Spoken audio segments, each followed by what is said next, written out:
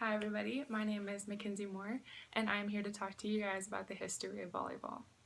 Did you know that there are over 46 million people in this world who are playing volleyball today? In this speech, I am going to cover the history of volleyball and some of the basic rules. With volleyball being such a popular sport, I think these are some things that could come in handy for anybody these days. So to begin, how did the sport come about? So the sport was created by William G. Michelson. It was supposed to be a mixture of basketball, tennis, baseball, and handball. He created it because it was supposed to be a less physical sport than basketball that businessmen could play. By 1949, the game had boomed internationally so quickly that the International Olympic Committee made the game a non-Olympic sport that year.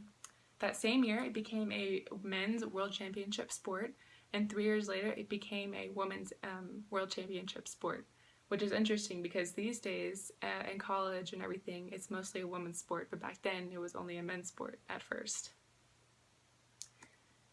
With volleyball being so big internationally and nationally here, knowing some of the rules could really come in handy at any time, any time of the day. So I'm going to go over some of the basics. Typically, depending on what level you're at, games are usually 2 out of 3 or best 3 out of 5. The first 2 or the first 4 games go to 25, and the last set, so either the 3rd or the 5th set, goes to 15. There are typically 6 players on each side of the court. The server is in position 1, and it goes counterclockwise from the server up to the net, 1, 2, 3, 4, 5, 6. Once you serve the ball, once your team loses the ball and the other team loses the ball and it comes back to you, you rotate counterclockwise and the person up at the net comes back to serve.